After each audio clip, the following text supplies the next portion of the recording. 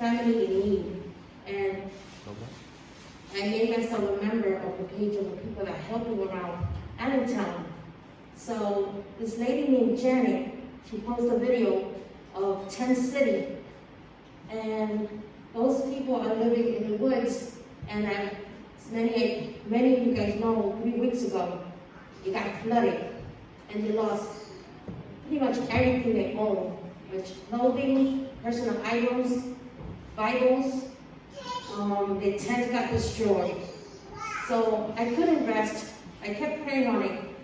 And I took action. And I posted on Facebook that I need help to help these people that I don't even know at all.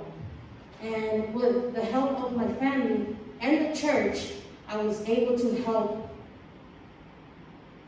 pretty much all of them that is living in there. Amen. And this is a picture of how Tent City looked after the flood. As you can see, the tents are destroyed, personal items are destroyed.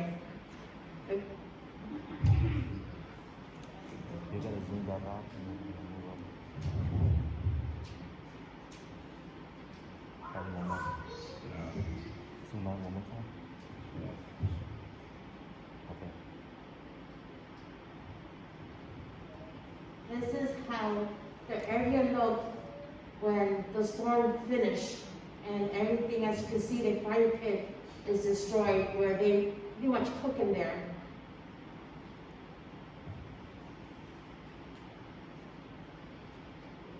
This is a dumpster that the city provided them to clean up the area. So they clean up the area, and the city does provide them a dumpster, and they are allowed to live in there.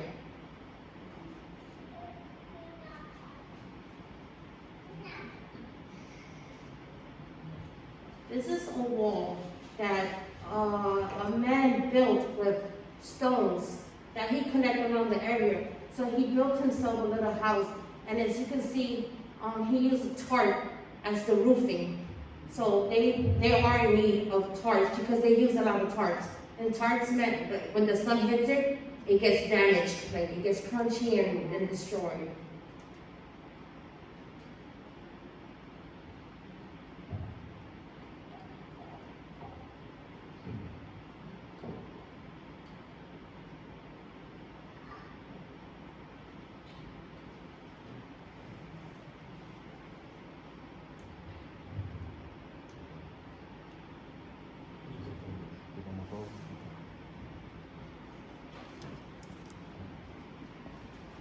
Anyway, I stayed fixing that.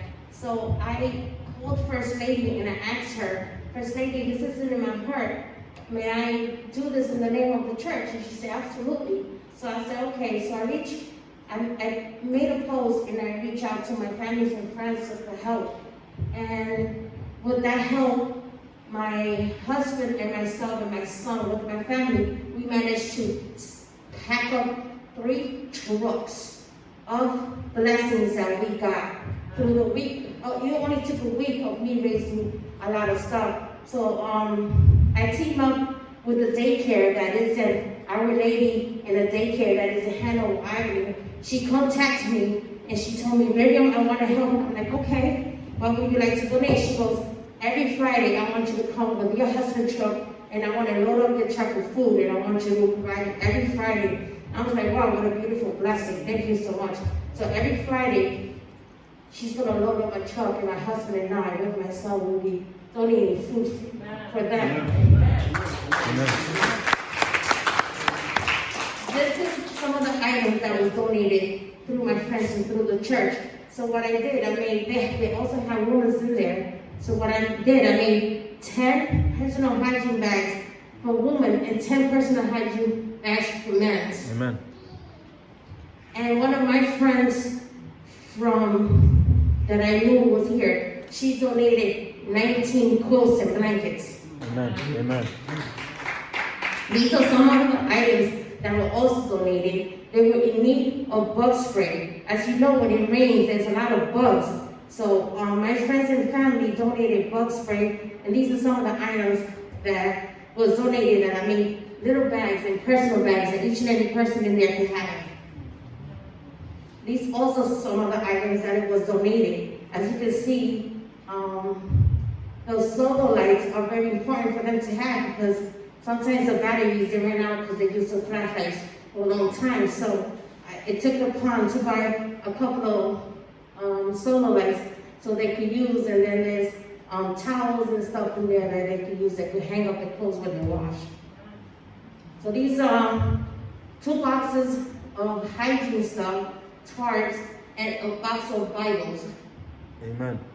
And I also donated some underwear for, people in there that can also use it. And there's also some of the other hygiene stuff that was also, donated.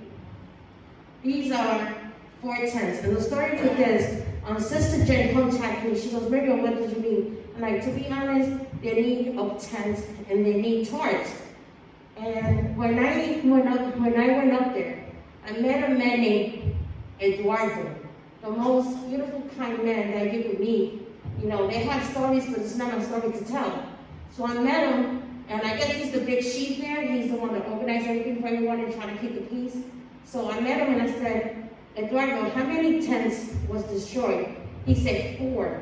And look how God works in mysterious ways. I was able to donate 4 tents. And there's also some of the other items I was putting in civic bags that was donated. As you can see, there's more tarps that was also donated. We got a total of 12 tarps that was donated. That was donation.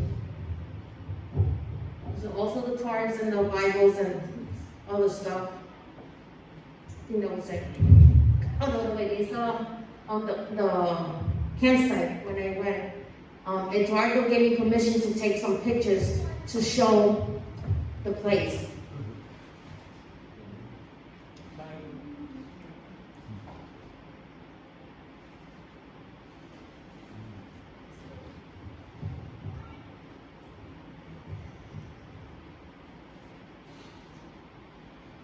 This is the campsite. This is where they take their donations and they separate it and they bring everyone in there to get what they need.